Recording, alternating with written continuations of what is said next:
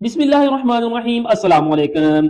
आज हम बड़ा ही इंटरेस्टिंग टॉपिक डिस्कस करेंगे, सेक्सुअल रिप्रोडक्शन इन एनिमल्स। जब भी सेक्सुअल रिप्रोडक्शन की बात आती है ना, तो उसमें गैमेट्स बनते भी हैं और गैमेट्स की फ्यूजन भी होती है। अब गैमेट्स बनने के अमल को हम कहते हैं गैमीटोजेनेसिस। गैमीटो गैमेट्स और जेनेसिस बनना यानी फॉर्मेशन ऑफ गैमेट्स। अब ये बनते कैसे हैं?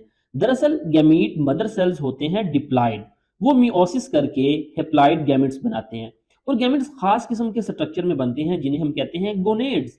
अब फीमेल गोनेड्स को हम ओवरीज कहते हैं जिसमें एग बनता है, और इसी तरह मेल गोनेड्स को हम टेस्टिस कहते हैं जिसमें स्पर्म बनता है। ये मेल का साइन है और ये फीमेल का साइन है। अब पहले हम डिस्कस करेंगे स्पर्मेटोजेनेसिस और मेल रिप्रोडक्टिव सिस्टम। स्पर्मेटोजेनेसिस यानी स्पर्म बनने का अमल। अब स्पर्म बनते कहाँ पे हैं? स्पर्म बनते हैं टेस्टिकल्स के अंदर।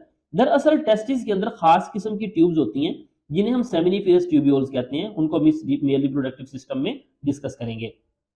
अब उन सेमिनिफेरस ट्यूब्यूल्स में यानी उस ट्यूब के नेटवर्क के अंदर खास किस्म के सेल्स होते हैं जो माइटोसिस करके स्पर्मेटोगोनियम बनाते हैं। अब माइटोसिस से बनेंगे तो ये डिप्लॉइड होंगे। अब ये स्पर्मेटोगोनियम दोबारा से माइटोसिस करते हैं और प्राइमरी स्पर्मेटोसाइट बना देते हैं। ये भी माइटोसिस से बने तो ये भी डिप्लॉइड होंगे।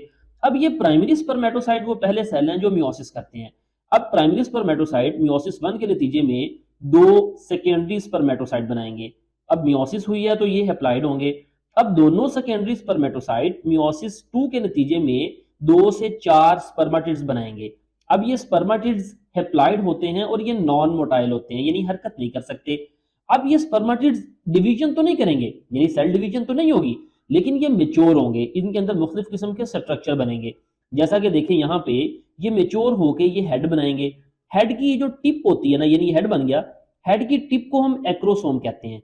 ये दरअसल एक्रोसोम में खास किस्म के एंजाइम होते हैं जो स्पर्म को एग के अंदर पेनिट्रेट करने में हेल्प करते हैं। फिर ये न्यूक्लियस, फिर स्पर्म की ये नेक हो गई, और ये स्पर्म का माइटोकॉन्ड्रियल रिंग यानी माइटोकॉन्ड्रिया, यहाँ पे एनर्जी पैदा होती है स्पर्म को मोटाइल हरकत देने में। और ये आखिर में आपको टेल नजर आ रही है, ये टेल फ्लैजेला। तो ये नॉन मोटाइल स्पर्मेटिड्स मेच्योर होके मोटाइल स्पर्म बना देते हैं, स्पर्म हरकत कर सकता है, तो ये हेप्लॉइड स्पर्म बन गए। अब हम नेक्स्ट डिस्कस करते हैं मेल रिप्रोडक्टिव सिस्टम, लेकिन हम यहाँ पे रैबिट का मेल रिप्रोडक्टिव सिस्टम डिस्कस कर रहे हैं। अब रैबिट्स के अंदर रिप्रोडक्टिव सिस्टम के पार्ट्स की बात करें तो सबसे पहले पेयर ऑफ टेस्टिस। टेस्टिस का एक पेयर होता है, जोड़ा होता है, वो क्या करता है? वो स्पर्म बनाता है। फिर इसमें डक्ट्स होती हैं, ट्यूब्यूल्स होती हैं, यानी टेस्टिस से स्पर्म बनने के बाद उनको ट्रांसपोर्ट करने के लिए ये मुख्तलिफ डक्ट्स हैं जो क्या करती हैं? स्पर्म को ट्रांसपोर्ट करती हैं कहाँ तक? पीनस तक, यानी पीनस से स्पर्म फिर बाहर निकल जाते हैं। फिर इसमें मुख्तलिफ ग्लैंड्स होते हैं जो अपनी लिक्विड सिक्रीशन ऐड करते हैं ताकि स्पर्म को आसानी से ट्रांसपोर्ट किया जा सके। जैसा कि रेड कलर में आपको काउपर्स ग्लैंड और इसी तरह सेमिनल वेजिकल और ये प्रोस्टेट ग्लैंड नजर आ रहा है। फिर नेक्स्ट स्क्रोटम। देखें जो टेस्टिस हैं इनके बाहर एक स्किन का बैग होता है, झिल्ली होती है, उसको हम स्क्रोटम कहते हैं, जिसके अंदर टेस्टिस हैंग करते होते हैं, बॉडी से बाहर हैंग कर रहे होते हैं। Each testis consist of mass of coil tubules, यानी हर टेस्टिस एक क्वाइल ट्यूब्स पर मुश्तमिल होता है। वो मैस होता है, क्वाइल क्वाइल कहते हैं आपस में बहुत ज्यादा लिपटी हुई ट्यूब्स होती हैं, उनको हम क्या कहते हैं? Called seminiferous tubules. उनको हम सेमिनिफेरस ट्यूब्यूल्स कहते हैं। In these tubes sperms form, और उन्हीं में स्पर्म बनते हैं जिसको हम स्पर्मेटोजेनेसिस कहते हैं। तो ये हम स्पर्मेटोजेनेसिस का सारा प्रोसेस पढ़ चुके हैं, जिसके नतीजे में ये स्पर्म बन चुके हैं। कहाँ पे बने? टेस्टिस की सेमिनिफेरस ट्यूब्यूल्स के अंदर। अब वहां से वो स्पर्म कहाँ पे जाएंगे? कलेक्टिंग डक्ट के अंदर जाते हैं। अब ये वाला हिस्सा मैं आपको यहाँ पे दिखाता हूँ। टेस्टिस के यहाँ पे स्टार्ट पे, यहाँ पे यानी कलेक्टिंग डक्ट्स होती हैं, स्पर्म बनने के बाद वहां चले जाते हैं। वहां से ये बाहर को आपको ये ट्यूब्स नजर आ रही हैं, इन्हें हम कहते हैं एपिडिडाइमस। तो स्पर्म एपिडिडाइमस में आ जाते हैं। एपिडिडाइमस से स्पर्म फिर आगे, ये जो आपको ट्यूब स्पर्म से ये टेस्टिस से निकलती हुई नजर आ रही है, इसे हम कहते हैं स्पर्म डक्ट। इसको हम वेस्ट डेफरेंस भी कहते हैं। तो यहां से एपिडिडाइमस से स्पर्म डक्ट या वेस्ट डेफरेंस में आ जाते हैं। यहां से ये जो वेस्ट डेफरेंस है ये जाके ओपन होती है यूरिनरी ब्लैडर के आगे।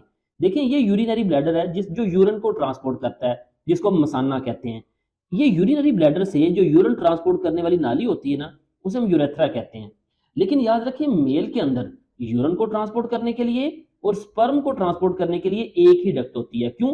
क्योंकि यहाँ पे देखिए ये जो स्पर्म डक्ट है ये यूरिनरी ब्लैडर के नीचे जाके उसी यूरेथ्रा के साथ मिल गई, ज्वाइन कर गई। तो लिहाजा यूरिन जो यूरिनरी ब्लैडर से आएगा वो भी यूरेथ्रा से जिस्म से बाहर जाएगा, और स्पर्म डक्ट से जो स्पर्म आएंगे वो भी यूरेथ्रा से जिस्म से बाहर जाएंगे।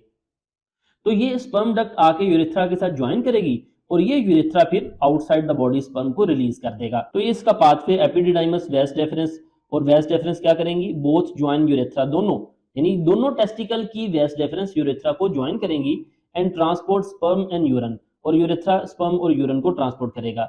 अब देखें जो स्पर्म होते हैं वो सिर्फ स्पर्म्स, एक्चुअली सिर्फ स्पर्म नहीं होते बल्कि ये एक सीमन फ्लूइड होता है, जो कि उस सीमन फ्लूइड के अंदर 90% तक तो बाकी फ्लूइड होता है और 10% स्पर्म होते हैं। अब वो 90% बाकी फ्लूइड कौन सा होता है, वो दरअसल रास्ते में यानी स्पर्म डक्ट के रास्ते में ये मुख्तलिफ ग्लैंड्स हैं यूरेथ्रा के अंदर जो अपनी अपनी सिक्रीशन ऐड करते हैं स्पर्म के साथ, ताकि स्पर्म को डैमेज ना हो, ट्रांसपोर्ट करने में आसानी हो। तो वो जो सिक्रीशंस होती हैं ना, वो सीमन का बाकी 90% फ्लूइड वो होता है और 10% स्पर्म होते हैं उस सीमन के अंदर। सीमन कहते हैं वो लिक्विड सिक्रीशन जो सेक्सुअल स्टिमुलेशन के दौरान स्पीनस से इजैकुलेट होती है, निकलती है। तो उस सीमन के अंदर 90% इन ग्लैंड्स की सिक्रीशन होती है और 10% स्पर्म होते हैं। अब ये ग्लैंड देख लें, ये प्रोस्टेट ग्लैंड है, ये सेमिनल वेसिकल है और ये काउपर्स ग्लैंड है। इनके काम क्या है? सेमिनल वेसिकल ऐसी सिक्रीशन पैदा करती है जो कि प्रोवाइड न्यूट्रिशन, स्पर्म को न्यूट्रिशन फराहम करता है। फिर प्रोस्टेट ग्लैंड की जो सिक्रीशन है वो क्या करती है, न्यूट्रलाइज्ड एसिडिटी ऑफ फ्लूइड, यानी फ्लूइड की एसिडिटी को न्यूट्रलाइज करती है। फिर काउपर्स ग्लैंड क्या करते हैं, लुब्रिकेट्स द डक्ट्स, ये डक्ट्स को लुब्रिकेट करते हैं ताकि स्पर्म को ट्रांसपोर्टेशन में गुजरने में आसानी हो और बगैर डैमेज किए वो रिलीज हो जाएं। तो ये था आज का टॉपिक, उम्मीद है आपको समझ आई होगी। फीडबैक जरूर दीजिएगा। मिलते हैं नेक्स्ट लेक्चर के साथ। अस्सलामु अलैकुम वरहमतुल्लाहि वबरकातुहू।